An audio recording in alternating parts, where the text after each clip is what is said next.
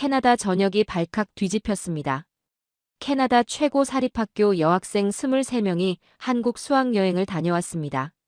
그런데 17명의 아이들에게서 의사들도 설명하지 못하는 일이 벌어졌습니다. 모든 변화는 인천공항 동지팥죽 한 그릇에서 시작됐습니다. 본 영상은 스토리를 재구성한 이야기입니다. 구독과 좋아요, 따뜻한 댓글은 더 많은 감동을 전하는 큰 힘이 됩니다. 안녕하십니까? 저는 지난 15년간 북미 지역의 교육과 문화 현장을 취재해온 기자입니다. 그동안 수많은 이야기를 다뤘지만 오늘 여러분께 전해드릴 이야기만큼 신기하고 생각할 거리를 준 사건은 없었습니다. 지난해 가을 캐나다 밴쿠버에서 한 통의 전화를 받았습니다. 전화를 건 사람은 그 지역 한인회 관계자였는데 목소리에 당황스러움이 묻어났어요. 처음엔 단순한 민원 전화인 줄 알았습니다. 하지만 이야기를 듣다 보니 심상치 않았어요. 밴쿠버의 한 사립여고에서 한국 수학여행을 다녀온 학생들 사이에서 이상한 일이 벌어지고 있다는 내용이었습니다. 이상하다는 게 나쁜 의미가 아니라 오히려 좋은 변화라서 더 이상했다고 하더군요. 여행을 다녀온 뒤 아이들의 건강 상태가 눈에 띄게 좋아졌다는 겁니다. 저는 처음엔 반신반의했습니다. 아시다시피 수학여행이라는 게 보통 아이들에게 피로를 주는 일정이잖아요. 장시간 이동의 낯선 음식, 바뀐 생활 패턴까지.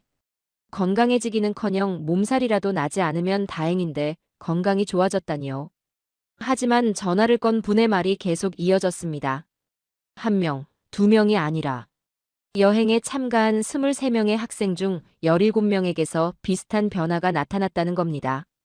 이 정도면 우연이라고 보기 어렵죠. 그 학교는 밴쿠버에서도 손꼽히는 명문 사립학교였습니다. 학비만 연간 $30,000가 넘는 곳이에요. 그런 학교에 다니는 아이들이니 집안 형편도 넉넉하고 어려서부터 최고 수준의 의료 서비스를 받아온 아이들입니다. 그런데 왜 한국 여행 한 번으로 이런 변화가 생겼을까요? 더 자세한 이야기를 들어보니 흥미로운 공통점이 있었습니다. 변화를 보인 아이들 대부분이 여행 전부터 소화기 관련 문제를 앓고 있었다는 점이었어요. 복통, 설사, 변비, 복부 팽만감 같은 증상들이죠. 병원에서는 스트레스성 과민성 대장 증후군이라고 진단했지만 치료 효과는 그저 그랬습니다. 캐나다는 의료 선진국입니다. 특히 이런 부유한 가정의 아이들은 최고 수준의 의료진에게 치료받을 수 있어요. 하지만 결과는 신통치 않았던 겁니다. 약을 먹어도 일시적이고 생활 습관을 바꿔도 크게 달라지지 않았어요. 그런 아이들이 한국에서 2주일을 보내고 돌아온 뒤 달라졌습니다. 약을 먹지 않아도 배가 아프지 않고 화장실 가는 것도 자연스러워졌어요. 부모들은 처음엔 여행에 들뜬 기분 때문일 거라고 생각했지만 몇 주가 지나도 상태가 유지되자 놀라기 시작했습니다. 저는 이 이야기를 듣고 직접 확인해 봐야겠다고 생각했습니다. 기자로서의 호기심도 있었지만 무엇보다 이런 현상이 정말 가능한 일인지 궁금했어요. 혹시 누군가 과장해서 전하는 건 아닌지 아니면 정말 한국의 무엇인가가 이런 변화를 만들어낸 건인지 말입니다. 첫 번째 인터뷰 대상은 그 학교의 한국어 교사였습니다. 이분이 이번 수학여행을 기획하고 인솔했거든요. 한국계 캐나다인으로 20년째 그 학교에서 일하고 계신 분이었어요. 선생님의 말씀에 따르면 처음 계획할 때는 단순히 한국 문화를 체험하고 한국어 실력을 늘리는 것이 목표였다고 합니다. 서울과 부산, 경주를 돌면서 전통 문화와 현대 문화를 균형 있게 보여주고 싶었다고 하시더군요. 하지만 여행을 진행하면서 예상치 못한 일들이 벌어졌습니다. 평소 식사 시간마다 배가 아프다고 하던 아이들이 한국에서는 그런 말을 하지 않더라는 거예요. 오히려 맛있게 잘 먹었고 특히 한국 전통 음식을 좋아했습니다. 가장 인상적이었던 건 인천공항에서의 첫 식사였다고 하더군요. 마침 동지 무렵이어서 공항 내 한식당에서 동지팥죽을 먹게 됐는데 아이들이 처음엔 색깔이 이상하다며 주저했지만 한 입 먹어보고는 모두 그릇을 비웠다는 겁니다. 그 선생님도 당시엔 별다른 의미를 두지 않았어요.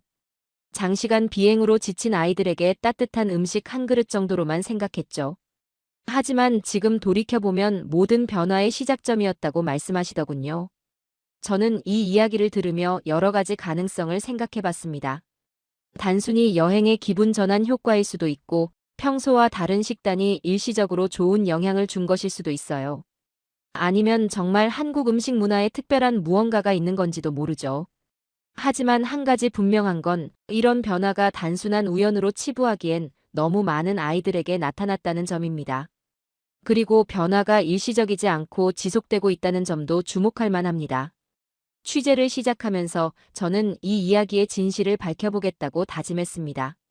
과연 한국의 무엇이 이런 변화를 만들어냈는지, 그리고 이것이 단순한 우연인지 아니면 우리가 놓치고 있던 중요한 무언가인지 말입니다. 세인트 마리아 아카데미. 밴쿠버에서 가장 오래된 여자 사립학교 중 하나입니다. 이 학교에 아이를 보내려면 입학 대기자 명단에 이름을 올리는 것부터 시작해야 해요.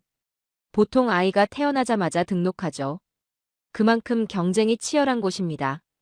이번 한국 수학여행에 참가한 23명의 학생들은 모두 고등학교 3학년이었어요. 16살에서 18살 사이의 아이들이죠.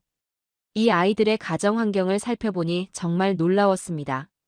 의사, 변호사, 기업 임원, 부동산 개발업자의 자녀들이 대부분이었어요. 그 중에서도 특히 인상적이었던 건 에밀리라는 학생의 사례였습니다. 에밀리의 아버지는 밴쿠버에서 손꼽히는 심장외과 전문의이고 어머니는 대학교 약학과 교수예요.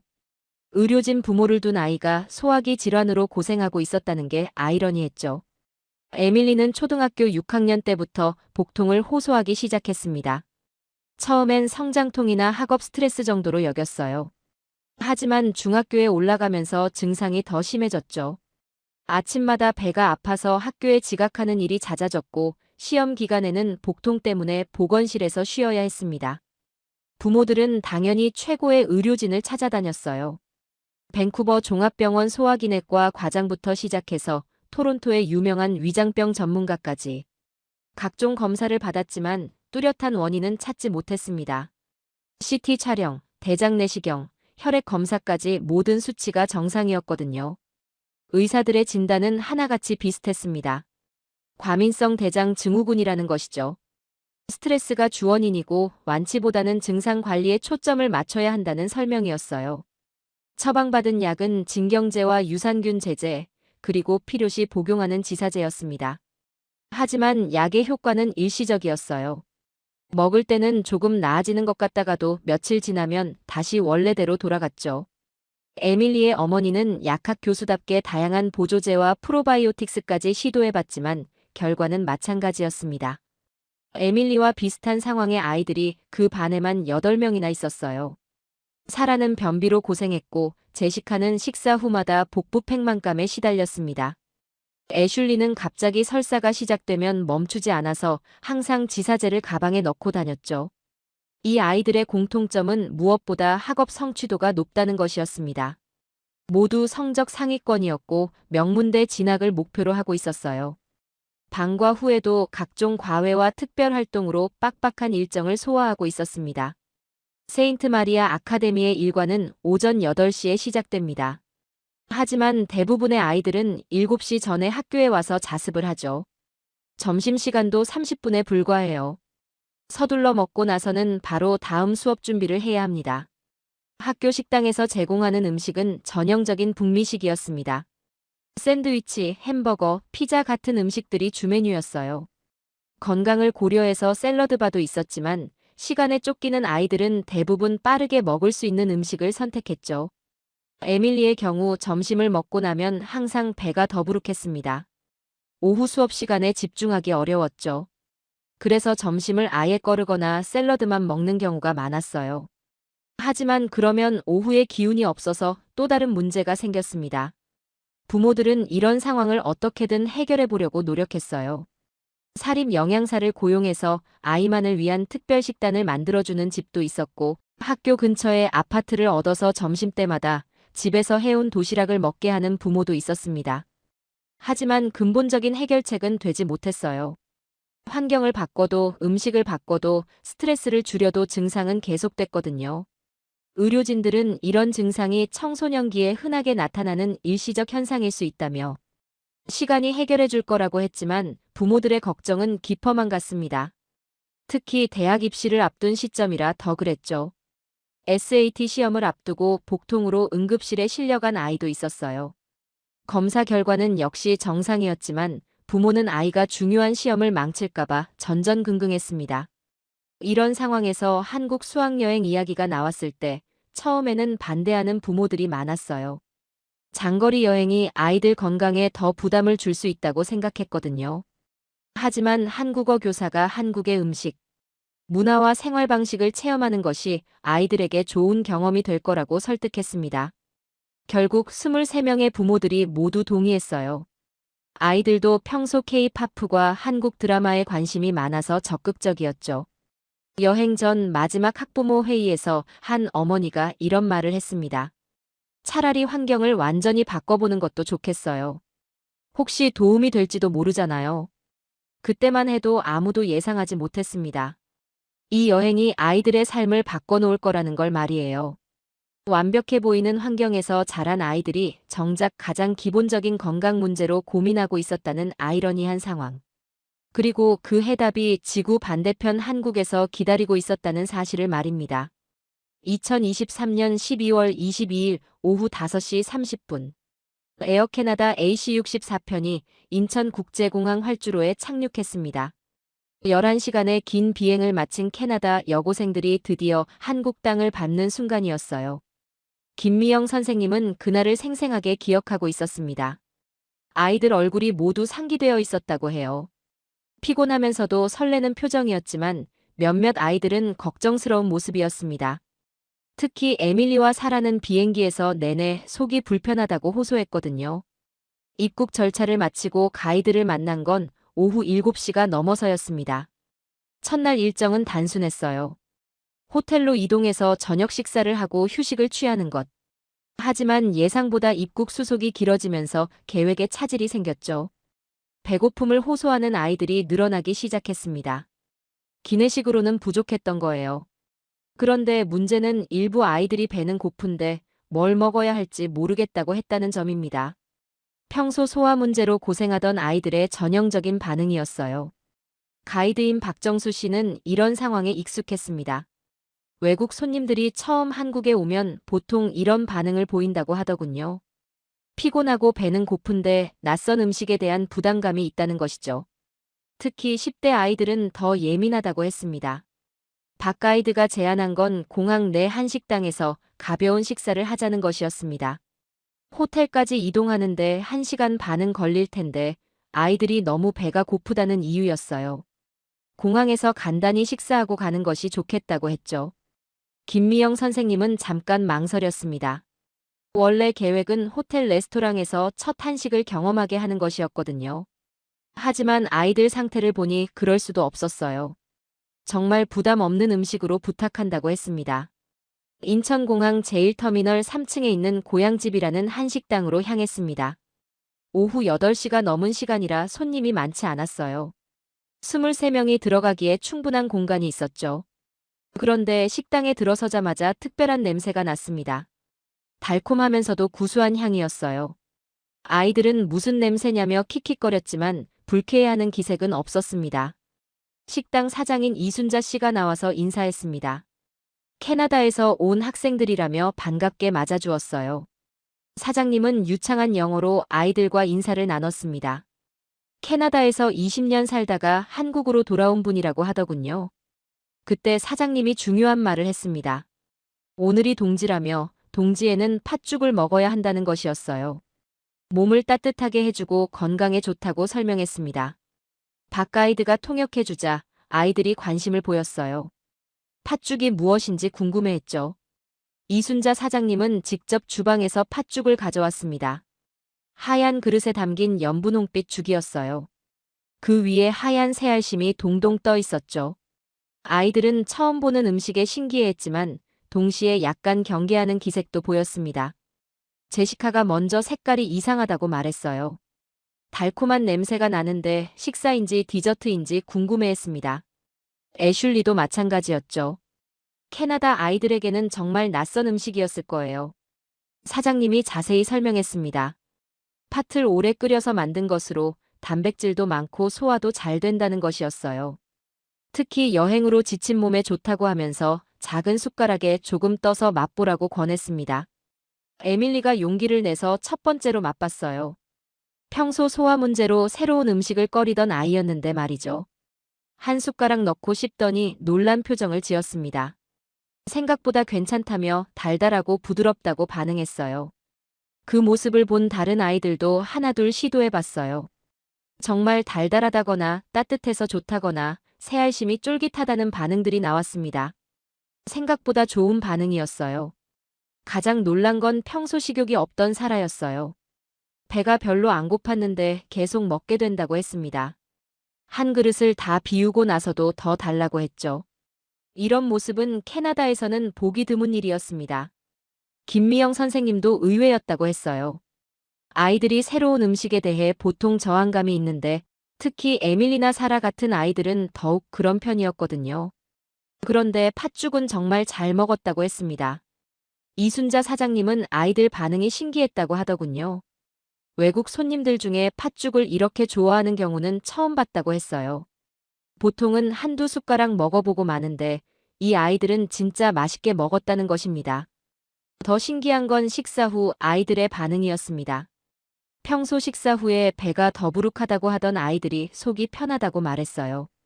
특히 에밀리가 이상하다며 배가 따뜻하고 편안하다고 했죠. 제시카는 캐나다에서는 이런 기분을 느껴본 적이 없다고 했습니다. 평소 식사 후마다 복부 팽만감으로 고생하던 아이였는데 말이에요. 애슐리도 뭔가 몸이 가벼워진 느낌이라고 표현했어요. 박가이드는 이런 반응이 그리 특별할 게 없다고 생각했어요. 팥죽은 원래 소화가 잘 되는 음식이고 아이들이 장시간 비행으로 지쳤으니 따뜻한 음식이 좋을 수밖에 없다고 설명했습니다. 하지만 김미영 선생님은 달랐습니다. 평소 아이들 상태를 잘 아는 입장에서 보면 정말 신기했다고 해요. 특히 에밀리는 어떤 음식을 먹어도 식후에 불편함을 호소했는데 팥죽을 먹고는 처음으로 편하다고 했다는 것입니다. 식당을 나서면서 아이들이 사장님께 맛있는 팥죽에 대해 영어로 감사 인사를 했습니다. 이순자 사장님은 아이들에게 한국 음식 많이 먹고 건강해지라고 인사했어요. 호텔로 가는 버스 안에서도 아이들은 팥죽 이야기를 계속했습니다. 내일도 먹을 수 있을지 궁금해했고 레시피를 배워서 캐나다에서도 만들고 싶다고 했어요. 이런 반응은 정말 예상치 못한 일이었습니다. 그날 밤 김미영 선생님은 일기에 이렇게 적었다고 합니다. 첫날부터 예상과 달랐다는 것이었어요. 아이들이 한국 음식에 이렇게 긍정적으로 반응할 줄 몰랐고 특히 소화에 문제가 있던 아이들이 편안해하는 모습이 인상적이었다고 기록했습니다. 하지만 그때만 해도 이것이 모든 변화의 시작이라는 걸 아무도 몰랐습니다. 단순히 피곤한 상태에서 따뜻한 음식을 먹고 기분이 좋아진 것 정도로 생각했을 뿐이죠. 진짜 놀라운 일들은 그 다음 날부터 시작됐습니다. 이튿날 아침부터 예상치 못한 일들이 벌어지기 시작했습니다. 호텔 조식 시간에 김미영 선생님이 가장 먼저 눈치챈 건 아이들의 얼굴색이었어요. 평소보다 훨씬 밝고 생기가 돌았다는 것이었습니다.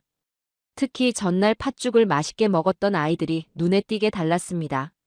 에밀리는 캐나다에서 아침마다 복통을 호소하며 식사를 거르곤 했는데 이날은 스스로 조식 뷔페로 향했어요. 사라 역시 마찬가지였습니다. 평소 아침 식욕이 없어서 부모들이 걱정했던 아이가 말이죠. 호텔 조식은 한식과 양식이 함께 준비되어 있었습니다. 김미영 선생님은 아이들이 익숙한 양식을 선택할 거라고 예상했어요. 하지만 놀랍게도 절반 이상의 아이들이 한식 코너로 먼저 갔습니다. 미역국, 흰쌀밥, 나물 반찬들을 골고루 담더군요. 에밀리는 미역국 한 그릇을 완전히 비웠습니다. 캐나다에서는 국물 음식을 거의 먹지 않던 아이였거든요. 특히 아침에는 더욱 그랬고요. 하지만 미역국을 먹고 나서 하는 말이 정말 의외였어요. 속이 정말 편하고 따뜻하다는 것이었습니다. 제시카는 시금치나물을 신기하게 바라봤습니다. 캐나다에서는 생 시금치를 샐러드로만 먹어봤거든요. 하지만 참기름과 마늘이 들어간 나물을 맛보더니 계속 먹었어요. 평소 채소를 싫어하던 아이였는데 말입니다. 가장 놀라운 변화는 애슐리에게서 나타났습니다.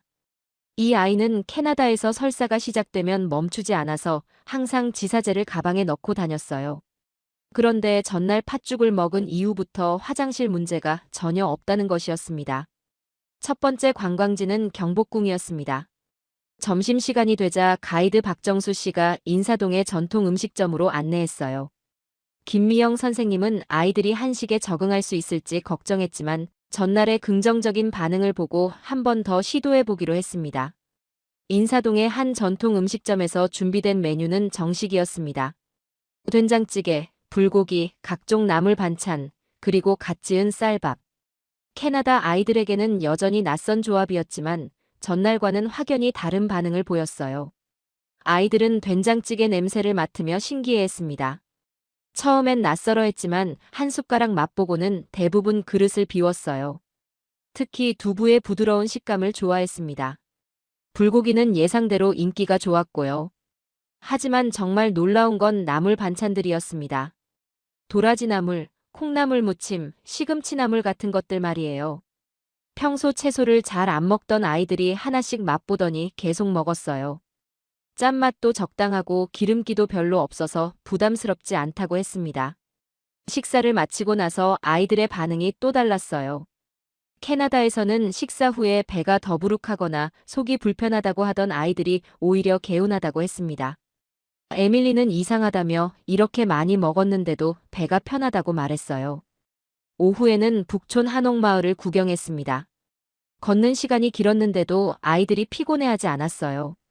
평소 조금만 걸어도 기운이 없다고 하던 사라가 가장 앞서서 걸었습니다. 뭔가 몸이 가볍다고 표현했어요. 저녁은 명동의 한 갈비집에서 먹었습니다. 소갈비찜과 함께 나온 반찬들이 20가지가 넘었어요. 김치, 깍두기부터 시작해서 각종 나물과 젓갈까지. 아이들은 처음엔 당황했지만 하나씩 맛보기 시작했습니다. 김치는 예상대로 대부분 매워했어요. 하지만 몇몇 아이들은 매운맛에도 불구하고 계속 먹었습니다. 특히 제시카가 그랬는데 김치를 먹고 나면 입안이 개운해진다고 했어요. 깍두기는 김치보다 순해서 더 많은 아이들이 먹을 수 있었고요. 갈비찜은 당연히 인기였습니다. 고기가 부드럽고 양념도 달콤해서 아이들 입맛에 맞았어요.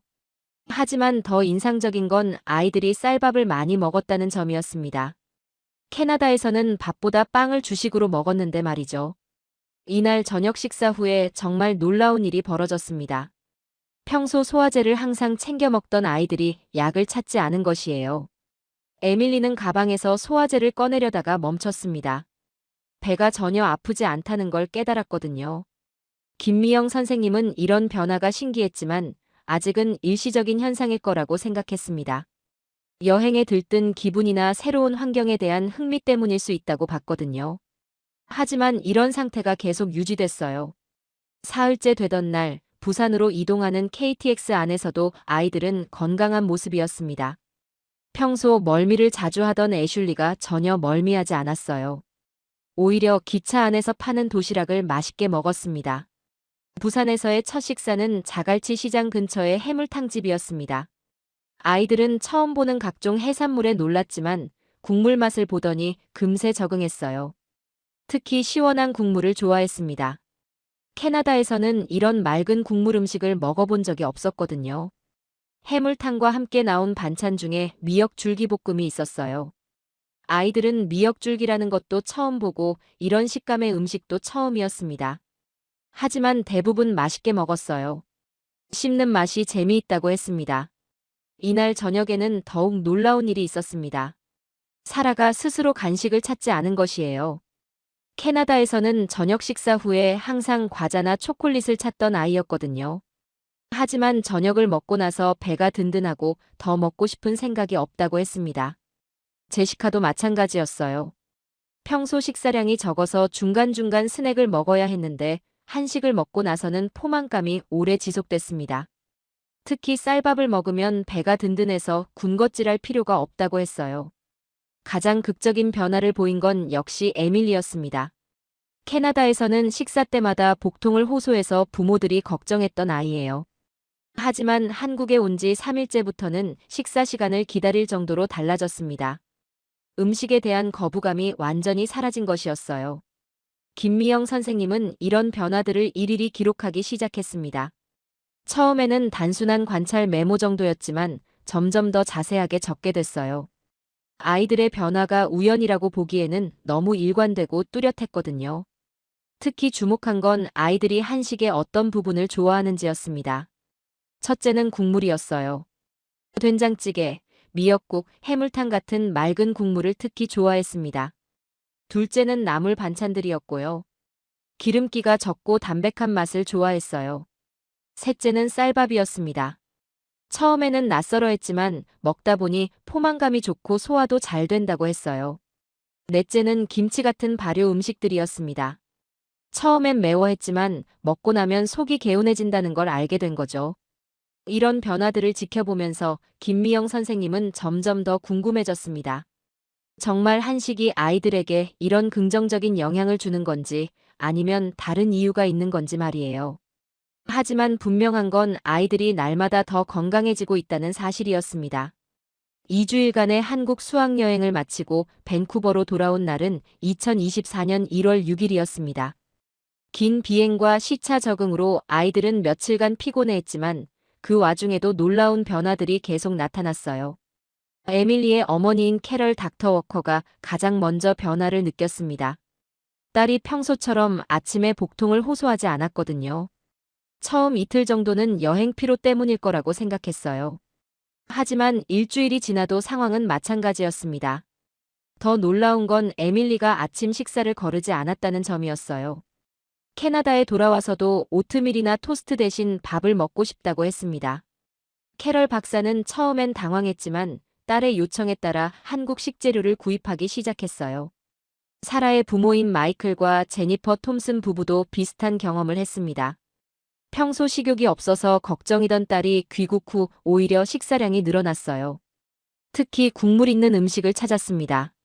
한국에서 먹었던 미역국이나 된장찌개 같은 것들 말이에요. 제시카의 어머니인 린다 브라운은 딸의 변화를 가장 극적으로 느꼈습니다. 평소 식사 후마다 복부 팽만감을 호소하던 아이가 전혀 그런 말을 하지 않았거든요. 오히려 식사 후에도 활발하게 움직이고 숙제에 집중했어요. 가장 놀라운 변화를 보인 건 역시 애슐리였습니다. 설사 때문에 항상 지사제를 가방에 넣고 다녔던 아이가 약을 전혀 찾지 않았어요. 어머니인 수잔 데이비스는 처음엔 딸이 약을 잊어버린 줄 알았습니다. 하지만 애슐리는 더 이상 필요 없다고 말했어요.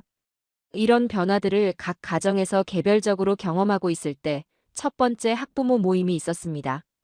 여행 후 소감을 나누는 자리였는데 여기서 놀라운 사실들이 드러나기 시작했어요.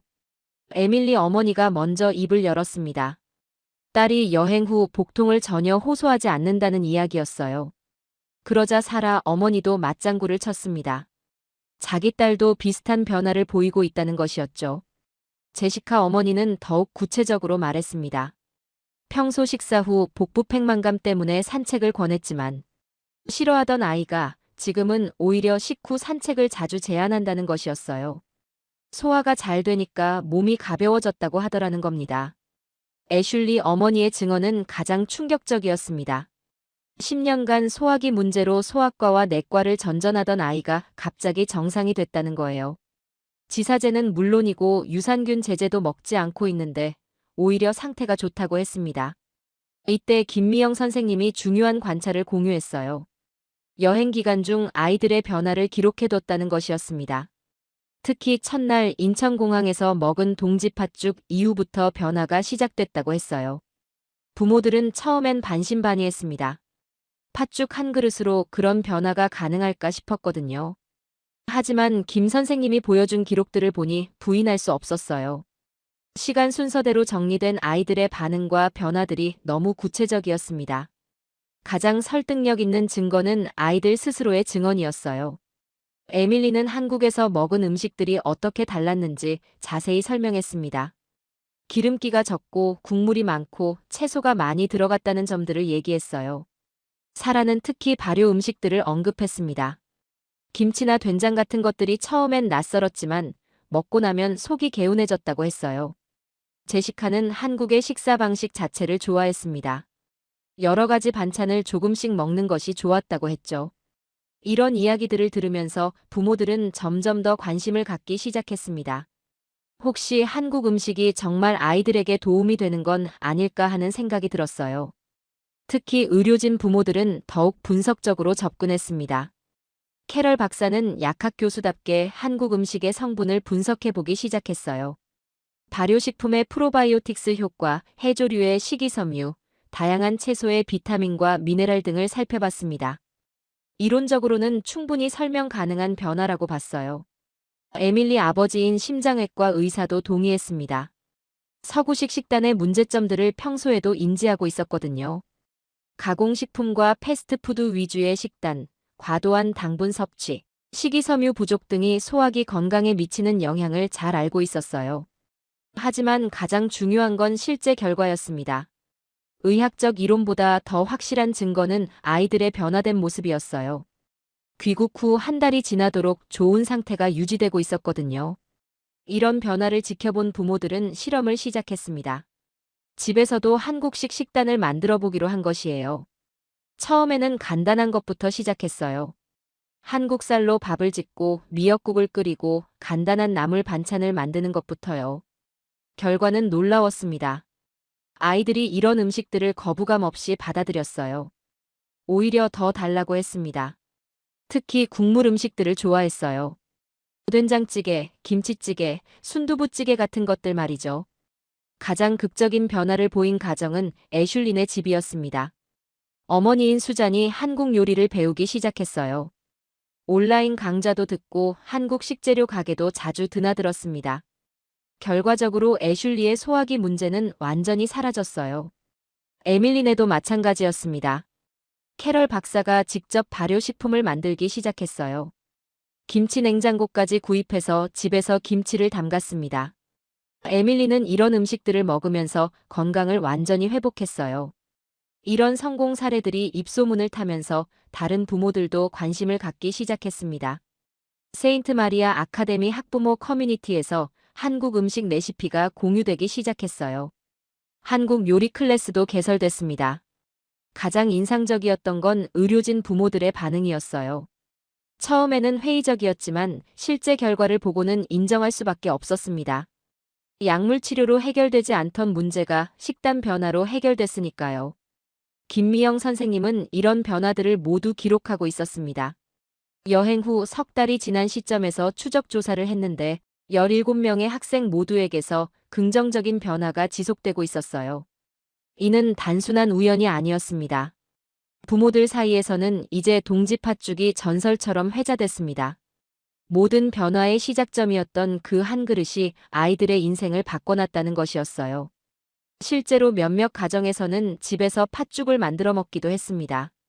하지만 부모들이 깨달은 것은 팥죽 자체의 기적이 아니라 그것이 상징하는 한국 식문화의 힘이었어요. 자연 재료, 발효 과정, 균형 잡힌 영양, 그리고 무엇보다 몸을 따뜻하게 하는 음식의 철학이었습니다.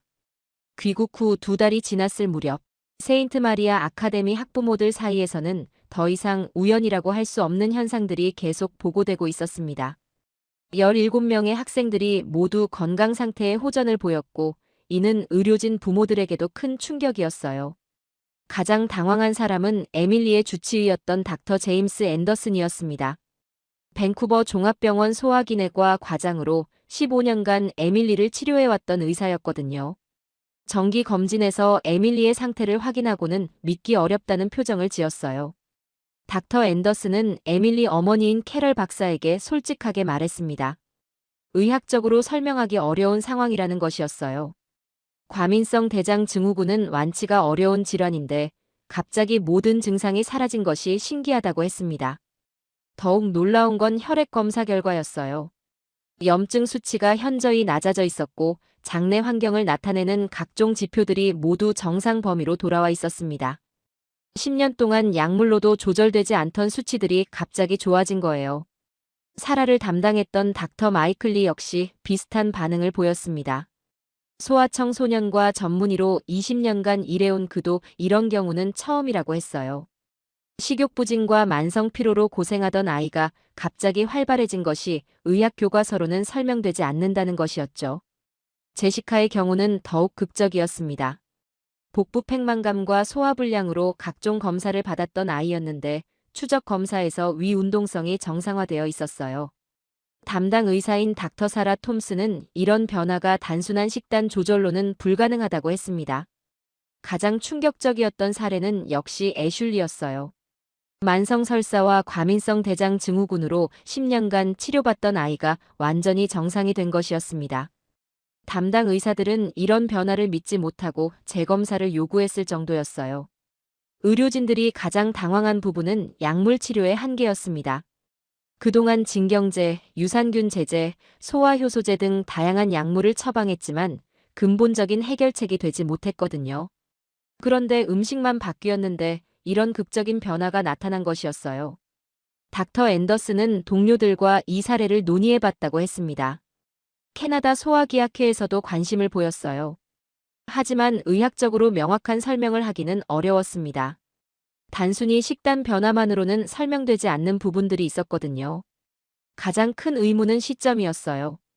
왜 하필 인천공항에서 동지 팥죽을 먹은 그날부터 변화가 시작됐는가 하는 점이었습니다.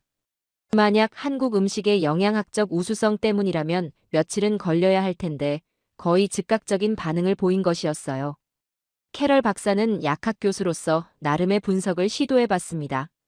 발효식품의 프로바이오틱스 효과, 식이섬유의 장, 건강 개선 효과, 항염 작용을 하는 각종 식물 화합물들의 영향 등을 살펴봤어요. 이론적으로는 충분히 가능한 일이었습니다. 하지만 그것만으로는 설명되지 않는 부분이 있었어요. 프로바이오틱스가 장내 환경을 개선하려면 최소 며칠은 걸려야 하는데 아이들은 첫날부터 변화를 느꼈거든요. 특히 팥죽을 먹은 직후의 반응은 의학적으로 설명하기 어려웠습니다. 심장외과 전문의인 에밀리 아버지도 의견을 보탰어요. 그는 동양의학적 관점에서 접근해 볼 필요가 있다고 했습니다. 서양의학이 성분과 메커니즘에 집중한다면 동양의학은 전체적인 균형과 조화를 중시한다는 것이었어요. 실제로 한국의 전통의학에서는 음식을 약으로 보는 관점이 있었습니다. 약식동원이라는 개념이죠. 음식과 약의 근본이 같다는 뜻으로 올바른 음식이 몸의 균형을 회복시킨다는 사상이었어요. 동지 팥죽의 경우도 마찬가지였습니다. 단순히 영양소의 조합이 아니라 몸을 따뜻하게 하고 기운을 보충하는 음식으로 여겨져 왔어요. 특히 장거리 여행으로 지친 몸에 필요한 것이 바로 이런 따뜻하고 부드러운 음식이었던 것이죠. 한국 음식 전반의 특징도 주목할 만했습니다. 발효식품이 많다는 점, 국물 음식이 기본이라는 점, 다양한 채소를 균형 있게 섭취한다는 점 등이 모두 소화기 건강에 도움이 되는 요소들이었어요. 특히 한국인들이 식사할 때 여러 가지 반찬을 조금씩 먹는 방식도 의미가 있었습니다. 이렇게 하면 다양한 영양소를 골고루 섭취할 수 있고 한 번에 많은 양을 먹지 않게 되어 소화에도 도움이 됩니다. 하지만 의료진들이 가장 주목한 건 심리적 요인이었어요. 아이들이 한국에서 느낀 새로움과 즐거움이 스트레스를 줄이고 그것이 소화기 건강 개선으로 이어졌을 가능성이 있다는 것이었습니다. 실제로 과민성 대장 증후군은 스트레스와 밀접한 관련이 있는 질환이에요. 학업 압박, 완벽주의 성향, 경쟁적 환경 등이 모두 증상을 악화시키는 요인들입니다. 한국에서의 여행 경험이 이런 스트레스를 일시적으로 해소했을 수 있다는 분석이었어요. 하지만 이것만으로도 설명되지 않는 부분이 있었습니다. 귀국 후에도 변화가 지속되고 있다는 점이었어요. 만약 단순한 스트레스 해소 효과라면 일상으로 돌아온 후에는 원래대로 돌아갔어야 했거든요. 의료진들이 내린 결론은 복합적 요인이라는 것이었어요. 한국 음식의 영양학적 우수성, 스트레스 해소 효과, 그리고 새로운 생활 패턴의 체득이 모두 함께 작용했다는 분석이었습니다. 하지만 부모들은 의료진의 설명에 완전히 만족하지 못했어요. 너무 복잡하고 추상적이었거든요. 오히려 김미영 선생님의 관찰이 더 설득력 있게 느껴졌습니다.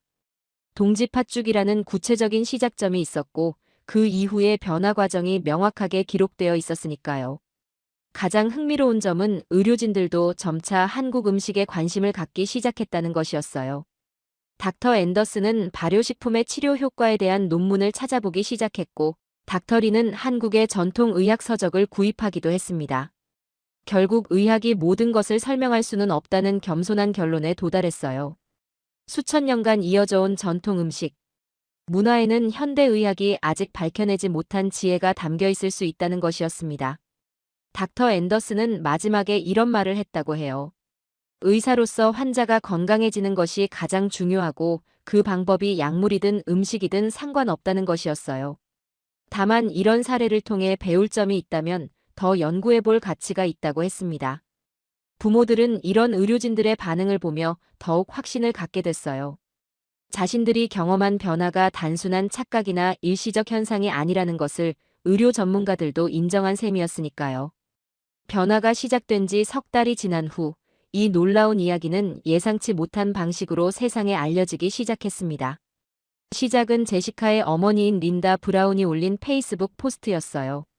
린다는 밴쿠버 지역 학부모 커뮤니티에서 활발하게 활동하는 인물이었습니다. 평소 교육 정보나 육아 팁을 자주 공유하던 분이었거든요. 2024년 4월 15일, 그녀가 올린 글의 제목은 이랬습니다. 우리 딸을 변화시킨 한국 수학여행의 기적. 글의 내용은 단순했지만 충격적이었어요. 10년간 소화기 문제로 고생하던 딸이 한국 여행 후 완전히 건강해졌다는 이야기였습니다. 특히 인천공항에서 먹은 동지팥죽을 시작으로 모든 게 달라졌다고 적혀 있었어요. 처음에는 친구들과 지인들만 보는 개인적인 글이었습니다. 하지만 이 글을 본 사람들의 반응이 예상보다 뜨거웠어요. 댓글에는 믿기 어렵다는 반응과 함께 더 자세한 설명을 요구하는 글들이 쏟아졌습니다. 린다는 며칠 후 더 자세한 후속 글을 올렸어요. 여행 전후의 딸 상태를 비교한 사진과 함께 한국에서 먹었던 음식들의 사진도 첨부했습니다. 특히 동지팥죽 사진은 많은 사람들의 관심을 끌었어요. 이 글이 공유되기 시작한 건 일주일 후였습니다. 밴쿠버의 한 한국계 캐나다인이 이 글을 발견하고 한국 커뮤니티에 번역해서 올린 것이 계기였어요. 순식간에 한국인들 사이에서 화제가 됐습니다. 한국에서는 이런 반응이 나왔어요. 우리나라 음식의 우수성을 외국에서 인정받았다는 자부심과 함께 정말 그럴 수 있는 일인가 하는 의구심도 있었습니다. 하지만 구체적인 사례와 사진들이 설득력을 더했어요. 이야기가 더 커진 건 에밀리 어머니인 캐럴 박사가 링크드인에 글을 올리면서부터였습니다. 약학 교수로서의 전문적인 분석을 곁들인 글이었어요. 전통 발효식품의 치료 효과 딸의 사례를 통한 고찰이라는 제목이었습니다. 캐럴 박사의 글은 의료계에서 주목받았습니다. 약학 교수가 직접 경험하고 분석한 사례라는 점이 신빙성을 더했거든요. 특히 프로바이오틱스와 식이섬유의 치료 효과에 대한 과학적 설명이 포함되어 있어서 많은 의료진들이 관심을 보였어요. 애슐리 어머니인 수잔도 뒤이어 인스타그램에 글을 올렸습니다. 10년간의 병원 생활을 끝낸 한국 음식의 힘이라는 제목으로 딸이 먹고 있는 한국 음식들의 사진과 함께 변화 과정을 상세히 기록했어요. 이런 글들이 연쇄적으로 올라오면서 언론의 관심을 끌기 시작했습니다. 밴쿠버의 지역 신문인 밴쿠버선이 가장 먼저 기사를 냈어요. 한국 수학여행이 캐나다 학생들을 치유했다는 제목의 기사였습니다. 이 기사가 온라인에 올라가자 더 많은 관심을 끌었어요. 캐나다 전역의 부모들이 댓글을 달기 시작했습니다. 비슷한 문제를 가진 자녀를 둔 부모들이 한국 음식에 대해 질문하기 시작한 것이었어요. 한국에서도 반응이 뜨거웠습니다. 조선일보, 중앙일보 등 주요 언론사들이 이 소식을 보도했어요. 캐나다 명문고 학생들을 치유한 동지팥죽이라는 헤드라인이 화제가 됐습니다. 하지만 모든 반응이 긍정적이지만은 않았어요. 일부에서는 과장된 이야기라는 비판도 나왔습니다. 특히 의학계 일각에서는 단순한 우연의 일치일 가능성을 제기했어요. 음식만으로 이런 극적인 변화가 가능하겠냐는 회의적인 시각이었죠. 이런 논란이 오히려 더 큰 관심을 불러일으켰습니다. 찬반 양론이 팽팽하게 맞서면서 더 많은 사람들이 이 이야기에 주목하게 됐어요. 특히 한국 음식의 건강 효과에 대한 과학적 연구가 필요하다는 목소리도 나왔습니다. 토론토 대학교 영양학과에서는 실제로 한국 전통 음식의 건강 효과에 대한 연구를 시작하기로 했어요. 발효식품, 해조류, 각종 나물류의 영양학적 가치를 체계적으로 분석하겠다는 계획이었습니다. 브리티시 컬럼비아 대학교에서도 관심을 보였어요. 아시아학과에서 한국 식문화의 철학적 배경에 대한 학술 세미나를 개최하기로 했습니다. 약식동원 사상과 현대 영양학의 접점을 찾아보겠다는 것이었어요. 가장 흥미로운 반응은 일반 대중들에게서 나왔습니다. SNS에는 나도 한국 음식 도전기라는 해시태그를 단 글들이 쏟아지기 시작했어요. 직접 한국 음식을 만들어 보거나 한국 식당을 찾아가는 사람들의 후기가 올라왔습니다. 밴쿠버와 토론토의 한국 식당들은 갑자기 늘어난 서양인 손님들로 붐비기 시작했어요. 특히 팥죽을 찾는 사람들이 많아졌습니다. 일부 식당에서는 세인트 마리아 스페셜이라는 이름으로 동지 팥죽을 메뉴에 추가하기도 했어요. 한국 식재료를 파는 마트들도 매출이 급증했습니다. 김치, 된장, 미역 등을 찾는 서양인 고객들이 늘어났어요. 일부 마트에서는 한국 요리 클래스를 개설하기도 했습니다. 이런 현상을 지켜보던 김미영 선생님은 놀라움을 감출 수 없었어요. 단순한 수학여행 후기가 이렇게 큰 사회적 관심을 불러일으킬 줄은 예상하지 못했거든요. 하지만 동시에 뿌듯함도 느꼈습니다. 한국 문화를 알리는 데 기여했다는 생각이 들었어요. 가장 주목할 만한 변화는 사람들의 관심이 단순한 치료 효과를 넘어서 한국 식문화 전반으로 확산된 것이었습니다. 왜 한국 음식이 이런 효과를 낼 수 있는지, 한국인들의 식사 철학은 무엇인지에 대한 근본적인 질문들이 나오기 시작했어요. 유튜브에는 한국 음식 문화를 소개하는 영상들이 인기를 끌었습니다. 특히 밥상머리 교육, 정성스런 반찬 문화, 계절, 음식의 지혜 같은 주제들이 서양인들에게 새로운 관점을 제시했어요. 일부 영양학자들은 한국 식단의 구조적 특징에 주목했습니다. 한 번에 다양한 음식을 조금씩 먹는 방식, 발효 음식의 비중이 높은 점, 국물 음식이 기본인 점 등이 소화기 건강에 미치는 영향을 분석하기 시작했어요. 하지만 가장 인상적이었던 건 이런 과학적 분석을 넘어서는 문화적 이해였습니다. 한국인들이 음식을 대하는 태도, 식사를 통한 소통, 문화, 계절과 몸의 상태에 따라 음식을 선택하는 지혜 등에 대한 관심이 높아진 것이었어요.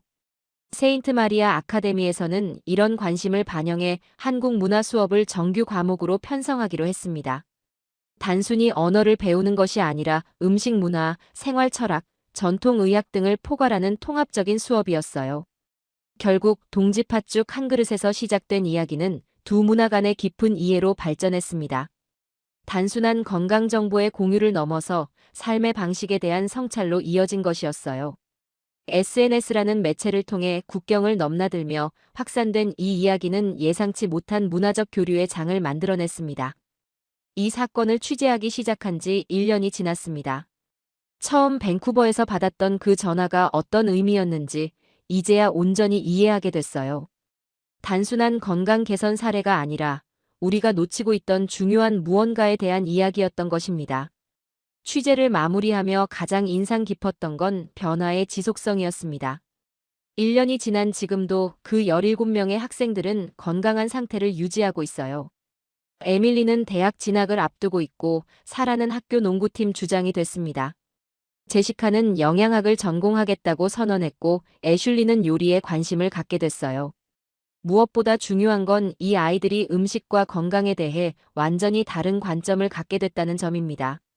이전에는 증상을 억누르는 데만 집중했다면 이제는 몸 전체의 균형을 생각하게 됐어요.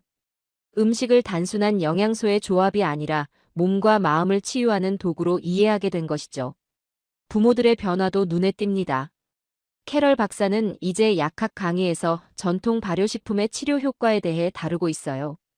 수자는 한국 요리 전문가가 되어 지역 커뮤니티 센터에서 요리 클래스를 운영합니다. 린다는 건강한 식단에 대한 블로그를 시작했어요. 이런 개인적 변화들이 모여 더 큰 사회적 변화로 이어지고 있습니다. 밴쿠버 지역의 여러 학교에서 한국 식문화 교육 프로그램을 도입했어요. 토론토 대학교에서는 아시아 전통 의학과 현대 영양학의 융합을 연구하는 새로운 학과를 신설할 계획입니다. 하지만 이 이야기의 진짜 의미는 다른 곳에 있다고 생각합니다. 우리가 너무 오랫동안 복잡한 곳에서만 답을 찾고 있었던 것은 아닐까요? 첨단 의료 기술과 신약 개발에만 매달리면서 정작 우리 곁에 있던 소중한 지혜들을 간과하고 있었던 것은 아닐까요? 동지 팥죽 한 그릇. 겉보기에는 그저 팥을 끓인 단순한 음식입니다. 하지만 그 안에는 수천 년간 축적된 우리 조상들의 지혜가 담겨 있었어요. 겨울철 부족한 영양을 보충하고 차가워진 몸을 따뜻하게 하고 지친 마음을 달래는 음식으로서 말이죠. 특히 인상적인 건 팥죽을 만든 이순자 사장님의 이야기였습니다. 그분은 특별한 의도 없이 그냥 동지니까 팥죽을 권했다고 하더군요. 몸을 따뜻하게 해준다는 당연한 이유로 말이에요. 복잡한 영양학적 계산이나 치료 목적이 아니라 그저 자연스러운 배려였던 것입니다. 이것이 바로 전통 문화의 힘이라고 생각합니다. 과학적으로 증명되기 훨씬 전부터 경험과 직관으로 축적된 지혜들. 복잡한 이론 없이도 사람의 몸과 마음을 이해하고 돌보는 방법들. 그런 것들이 동지 팥죽 한 그릇에 고스란히 담겨 있었던 거예요. 한국 음식 문화 전반을 살펴보면 이런 지혜들을 곳곳에서 발견할 수 있습니다. 김치의 유산균, 된장의 발효효소, 미역의 요오드, 나물의 각종 비타민과 미네랄. 이런 것들이 개별적으로가 아니라 하나의 조화로운 식단 안에서 균형을 이루고 있어요. 더 중요한 건 이런 음식들을 대하는 태도입니다. 빨리 먹고 많은 연료가 아니라 시간을 들여 정성스럽게 준비하고 나누어 먹는 소통의 매개체로 여기는 것. 계절과 몸의 상태에 따라 필요한 음식을 선택하는 세심함. 이런 것들이 모여 진정한 치유를 만들어내는 것이죠. 캐나다 아이들이 경험한 변화도 이런 맥락에서 이해할 수 있습니다. 단순히 특정 영양소의 효과가 아니라 음식을 대하는 완전히 다른 방식을 체험한 것이에요. 서둘러 먹는 패스트푸드 대신 시간을 들여 음미하는 식사, 혼자 먹는 간단한 식사 대신 함께 나누는 풍성한 밥상을 경험한 거죠. 이런 변화가 가능했던 건 아이들이 편견 없는 상태에서 새로운 경험을 받아들였기 때문입니다. 만약 어른들이었다면 이미 고정된 관념 때문에 이런 변화를 경험하기 어려웠을 수도 있어요. 아이들의 순수함이 오히려 더 깊은 치유를 가능하게 한 것이죠. 의료진들의 당황스러운 반응도 이해할 만합니다. 현대의학은 분석과 세분화를 통해 발전해 왔거든요. 질병을 부분으로 나누어 각각을 치료하는 방식에 익숙해져 있어요. 하지만 전통 의학적 관점에서는 몸 전체의 균형과 조화를 중시합니다. 이런 근본적인 접근 방식의 차이가 혼란을 불러일으킨 것이죠. 하지만 이것은 어느 쪽이 옳고 틀렸다는 문제가 아닙니다. 현대의학의 성과를 부정할 수는 없어요. 응급 상황에서의 생명 구조, 정밀한 진단과 수술, 감염 질환의 치료 등에서 현대의학만큼 효과적인 것은 없습니다. 다만 우리가 배워야 할 것은 균형입니다. 첨단 의료 기술과 전통적 지혜가 서로를 보완할 수 있다는 관점. 약물로 증상을 조절하면서도 근본적인 생활 습관과 식단을 개선하는 통합적 접근. 이런 것들이 진정한 치유를 가능하게 할 수 있을 거예요. 세인트 마리아 아카데미 사례는 이런 가능성을 보여주는 좋은 예시입니다. 의학적 치료로 해결되지 않던 문제가 전통적 식문화를 통해 개선된 것. 이는 우리가 앞으로 나아가야 할 방향을 제시하고 있어요. 무엇보다 이 이야기가 주는 희망은 해답이 멀리 있지 않다는 점입니다. 복잡하고 비싼 치료법이 아니라 우리 일상 속에 답이 있을 수 있다는 것. 따뜻한 한 그릇에 죽, 정성스럽게 담근 김치, 시간을 들여 우린 된장국.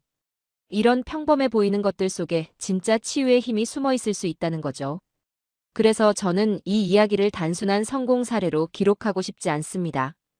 오히려 우리가 잃어버린 것들을 되찾아야 한다는 메시지로 남기고 싶어요. 빠름보다는 정성을, 효율보다는 균형을, 개별보다는 조화를 추구하는 삶의 방식을 말이에요. 동지 팥죽 한 그릇에서 시작된 이 이야기가 전 세계로 퍼져나가고 있습니다. 서로 다른 문화가 만나 새로운 이해를 만들어내고 전통적 지혜가 현대적 문제의 해답이 되어주고 있어요. 이런 변화 속에서 우리는 더 나은 미래의 가능성을 발견할 수 있습니다. 결국 이 모든 변화의 출발점은 관심과 배려였습니다. 이순자 사장님이 피곤한 아이들에게 따뜻한 음식을 권했던 그 작은 친절. 그것이 17명의 인생을 바꾸고 두 문화 간의 이해를 깊게 하고 우리 모두에게 소중한 교훈을 준 것입니다. 해답은 때로 가장 소박한 곳에 숨어 있습니다. 우리가 할 일은 그것을 알아보는 지혜와 받아들이는 용기를 갖는 것입니다. 오늘 영상은 여기까지입니다. 도움이 되셨다면 좋아요와 구독 알림 설정까지 부탁드려요. 다음 영상에서도 더 유익한 내용으로 찾아뵙겠습니다. 시청해주셔서 감사합니다.